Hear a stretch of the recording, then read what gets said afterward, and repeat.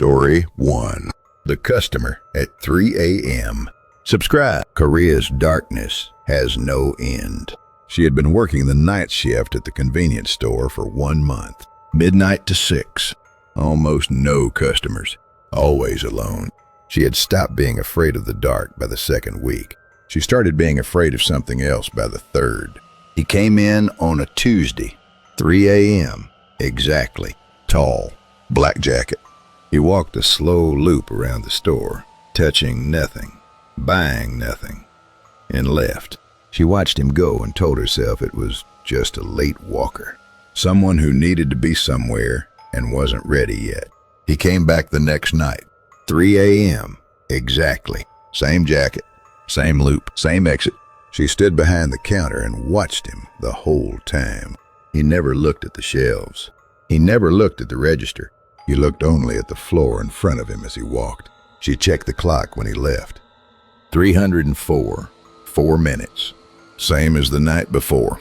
By the seventh night, she had stopped pretending it was a coincidence. 3 a.m. every night. Same jacket, same loop, 4 minutes. She started keeping her phone in her hand. She started checking the back door before he arrived. Locked every time. She told herself locked meant safe. She told herself that until she stopped believing it. On the 10th night, she pulled up the CCTV footage from the previous night on the store monitor. She found the 3 a.m. timestamp and pressed play. The store was empty. She was standing behind the counter, alone. She watched herself for 4 minutes. She watched herself look up at the door, look around the store, look back down. She watched the 4 minutes pass with no one else in the frame. She rewound to 2:59. She watched the door. It did not open. Nobody came in. She stood behind the counter and stared at the monitor for a long time. Then she looked up at the store around her. Empty shelves, humming refrigerators, fluorescent light. She looked at the clock. 2:58 a.m. She picked up her phone. She dialed the police. The line connected. She opened her mouth to speak. The door sensor chimed. She looked up. He was already inside, already halfway through his loop. She had not heard the door open. She had not seen it move. He was just there, walking the same path, looking at the floor. She looked down at her phone. The call had connected. She pressed it to her ear. It was ringing. 1 ring. 2. Someone picked up. She said, "Please, I need help. There's a man in my store," and the man stopped walking. He was standing directly in front of the counter. He raised his head and looked at her for the first time. Then he said, "Did you just call me?" She looked at her phone screen. The number she had dialed was her own. She was calling herself. The door behind him had not opened. There were no footprints on the floor where he had walked. And in the security monitor behind her, the store was completely empty. Story 2. Below B3. Subscribe. Korea's darkness has no end. She parked on the 3rd basement level every day. B3. The lowest floor of the building's garage. She took the elevator up alone every evening. The building had 3 basement levels. She had worked there for 8 months. She had never thought about what might be below B3. The elevator stopped at B2 on a Monday. Doors opened. Nobody there. Just the dark parking level and the sound of the ventilation system. She waited 30 seconds and pressed close. The doors shut. She told herself sensors malfunction sometimes. Old buildings did that. It stopped at B2 again on Tuesday. Again on Wednesday. Each time the doors opened to an empty level. Each time she waited and closed them. On Thursday, she looked more carefully at the B2 level when the doors opened. Far back, behind a concrete pillar, there was a shape. Still, the rough outline of a person standing without moving. She hit the close button and did not look again. On Friday, she pressed only the 1st floor button. No other floors. She watched the display as the elevator moved. B3. Then B2. The elevator stopped.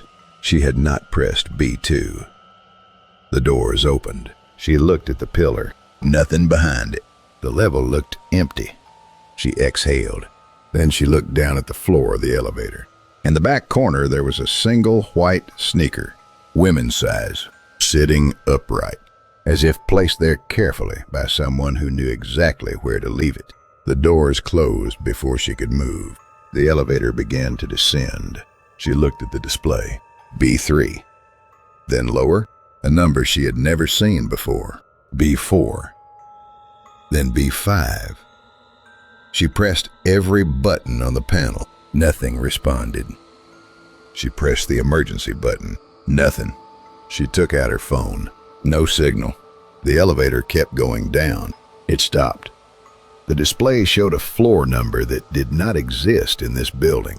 She stood against the back wall and did not move. The doors opened. There was no parking level on the other side. No concrete. No lights. Just darkness. Complete and total, the kind that does not reflect anything. She could not see where the floor ended, or whether there was a floor at all. Then she heard it.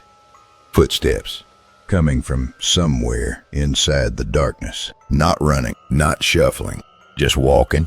Steady, getting closer. 1, 2, 3, 4.